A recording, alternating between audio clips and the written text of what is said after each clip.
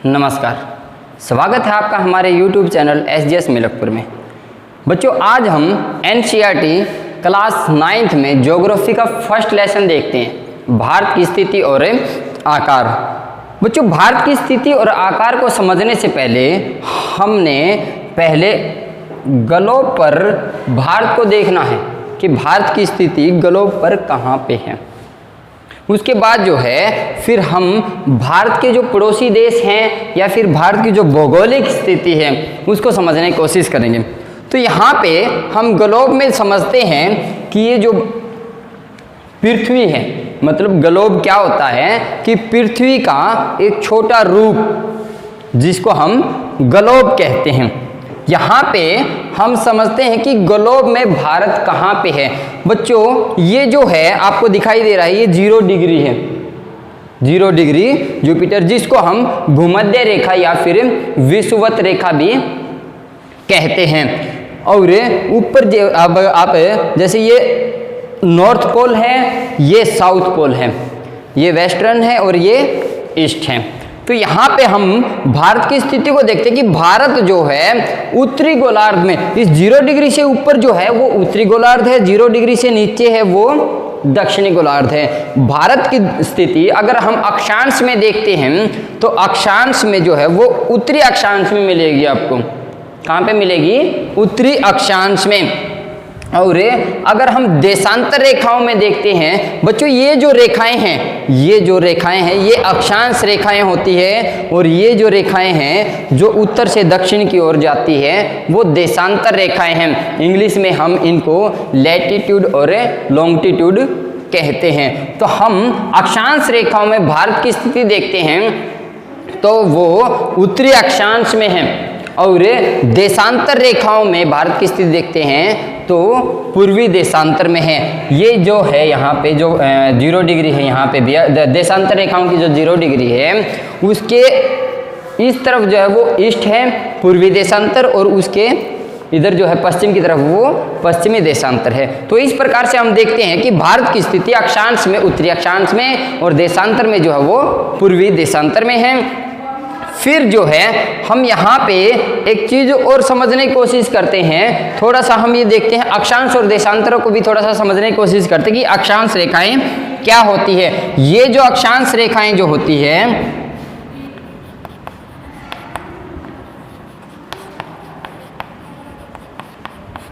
ये समानांतर रेखाएं होती है,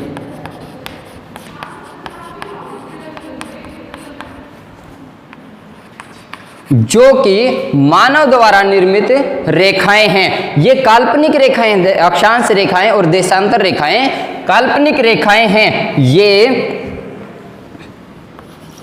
अब बात आती है एक अक्षांश से दूसरी अक्षांश के बीच जो दूरी होती है डिग्री में, वो दूरी रहेगी 1 डिग्री का डिस्टेंस रहेगा। और वो 1 डिग्री का डिस्टेंस जो है, अगर पृथ्वी की जो गति है उस गति से 1 डिग्री से दूसरी डिग्री में जाने में जो समय लगता है वो 4 मिनट का समय लगता है। बच्चों,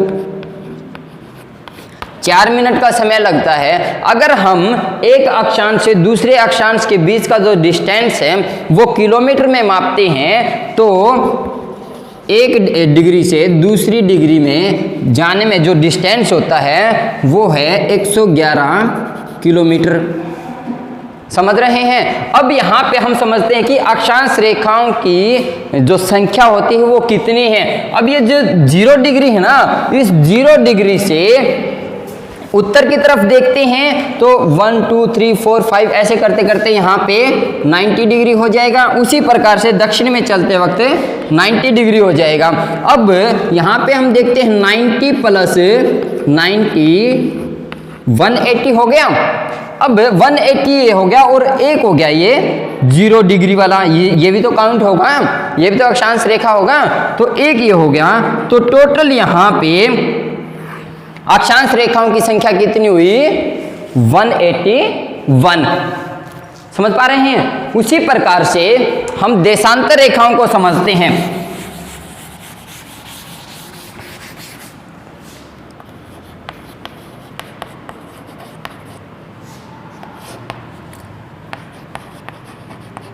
देशांतर रेखाएं जो होती हैं वो भी काल्पनिक रेखाएं होती है, पर वो अक्षांश रेखाओं की तरह समांतर रेखाएं नहीं होती, वो ऊर्ध्वाधर रेखाएं होती हैं। जैसे आप देख रहे हैं कि यहाँ दो देशांतर रेखाओं के मध्य दूरी जो है यहाँ पे कम है, और अगर आप भूमध्य रेखा की तरफ चलते जा रहे हैं तो वो डिस्टेंस जो है वो बढ़ता जा रहा है। तो इस प्रकार से हम ये कहेंगे कि ये भी काल्पनिक रेखाएं, मानव निर्मित रेखाएं हैं, पर ऊर्ध्वाधर रेखाएं हैं। तो यहाँ पे हम पहले अगर इसकी संख्या की बात करते हैं तो यहाँ पे हम देखते हैं कि ये जो बीच की जो है ना, इसको हम 0 डिग्री बोलते हैं, ये जो है प्रमुख समय याम्योत्तर है। प्रमुख समय याम्योत्तर कितना है? 0 डिग्री, जो कि कहाँ से लिया गया है? ग्रीनविच से। इसको हम डिटेल में जो है नेक्स्ट लेसन में समझने की कोशिश करेंगे। थोड़ा सा आप नॉर्मल लैंग्वेज में आप समझने की, अभी इस लेसन में सिर्फ जो है हम जो मेन चीज़ें हैं वही देखते हैं। तो यहाँ पे हम देखते हैं ये 0 डिग्री है। इस 0 डिग्री, ये यहाँ पे 0 डिग्री ना, इस 0 डिग्री के बिल्कुल अपोजिट में 180 डिग्री है। समझ रहे हैं? ये 0 डिग्री है। अब यहाँ से इस तरफ चलेंगे, जैसे ये 0 डिग्री इस तरफ चलेंगे तो 1 2 3 4 5 करते करते कहाँ तक चले जाएंगे?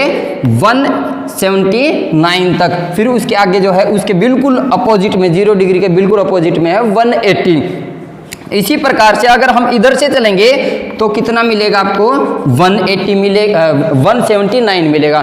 तो यहाँ पे इनकी संख्या कितनी होगी? 358 ये हो गया। एक तो यहाँ पे फ्रंट में जो है वो आपके 0 डिग्री है, और एक बिल्कुल उसके, ये जो 0 डिग्री है बिल्कुल उसके अपोजिट में क्या है? 180। 2 देशांतर वो हो गई। अब 2 देशांतर वो हो गई तो टोटल कितनी हुई अपने पास? 360। तो यहाँ पे हमने देखा कि देशांतर रेखाओं की दूरी जो होती है वो 360 होती है। समझ पा रहे हैं? तो फिर हम यहाँ पे देखते हैं कि देशांतर रेखाओं की संख्या इतनी होती है। अब डिस्टेंस की बात आती है कि 2 देशांतर रेखाओं के मध्य दूरी जो है, यहाँ पे हमने वहाँ पे देखा था कि 2 अक्षांश रेखाओं के मध्य दूरी 111 किलोमीटर है। यहाँ पे 2 डिस्टेंस देखेंगे बच्चों हम, क्या कि एक तो 2 देशांतर रेखाओं के मध्य मैक्सिमम दूरी और एक मिनिमम दूरी। जो मैक्सिमम दूरी होगी वो 0 डिग्री पे होगी। यहाँ पे आप देख रहे हैं ना कि 0 डिग्री पे यहाँ पे भूमध्य रेखा पे जो है वो ज्यादा से ज्यादा डिस्टेंस है, और कम से कम डिस्टेंस है वो ध्रुवों पे, चाहे वो उत्तरी ध्रुव पे हो चाहे वो दक्षिणी ध्रुव पे हो। तो मैक्सिमम जो दूरी होगी वो 111.33 किलोमीटर होगा बच्चों, और जो मिनिमम होगी, मिनिमम दूरी जो है वो 0.33 किलोमीटर होगा, जो कि ये जो है ये भूमध्य रेखा पे है, और मिनिमम दूरी है वो ध्रुवों पर है। समझ पा रहे हैं ये सारी चीजें जी? तो यहाँ पे हमने अक्षांश और देशांतर को समझा। अब बात आती है भारत की स्थिति की। तो भारत जो है बच्चों, उस ग्लोब में हमने देखा, पृथ्वी का जो छोटा रूप था वहां पे हमने देखा जो भारत का जो दक्षिणी छोर है, भारत की मुख्य भूमि का जो दक्षिणी छोर है वो 8 डिग्री 4 सेकंड पे है। 8 डिग्री 4 सेकंड पे है। और भारत का जो उत्तरी छोर है जो कि अपने हिमालय पर्वत पे है, जम्मू कश्मीर में है, वो 37 डिग्री 6 सेकंड है। इसी प्रकार से भारत को हम अगर पश्चिम में देखते हैं, गुजरात का जो आपका है एरिया, वहां पे हम देखते हैं तो वो 68 डिग्री 7 सेकंड है। और अरुणाचल प्रदेश का जो आखिरी छोर है अपना, वहां पे देखते हैं तो 97 डिग्री 25 सेकंड है। तो यहाँ पे हमने भारत की स्थिति जो है उत्तर से दक्षिण और पूर्व से पश्चिम देखी।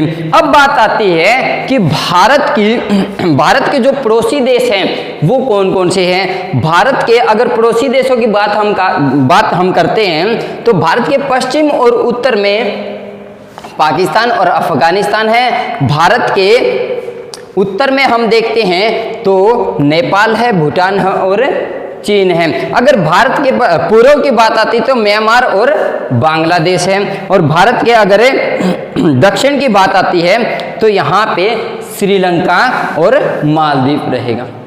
समझ रहे हैं। अब इसकी भौगोलिक स्थिति थोड़ी सी और समझने की कोशिश करते कि भारत के उत्तर में हिमालय पर्वत है,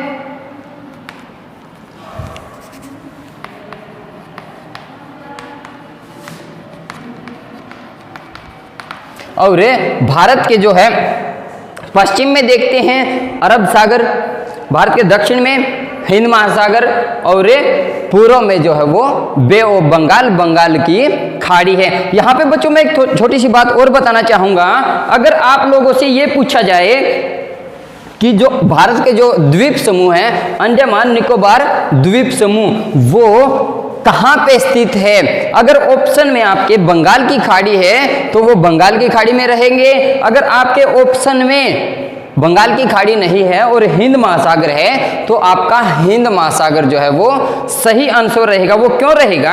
क्योंकि बंगाल की खाड़ी और अरब सागर जो है वो हिंद महासागर की ही जल राशियां हैं।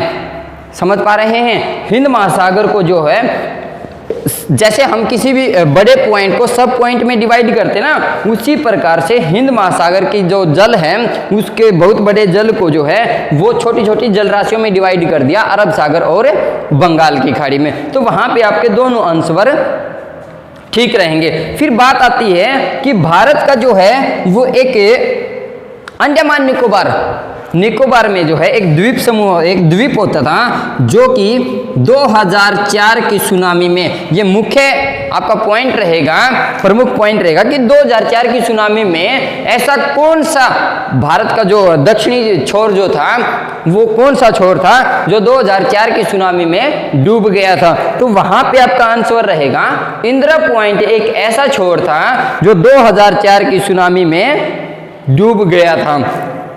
तो बच्चों इस प्रकार से जो है हमने ग्लोब में भी और भारत के मैप द्वारा भी जो है भारत की स्थिति, आकार और स्थिति को जो है समझने की कोशिश की। उम्मीद है आप लोगों को ये चैप्टर समझ आया होगा। अगर आप लोगों को ये चैप्टर समझ आया है तो आप हमारे YouTube चैनल SGS मिलकपुर को सब्सक्राइब करें, बेल आइकन का बटन दबाएं और इस वीडियो को ज़्यादा से ज़्यादा लाइक करें, शेयर करें, और आप लोगों का जो भी डाउट रहता है उस डाउट को जो है कमेंट बॉक्स में अवश्य डालें। Thank you.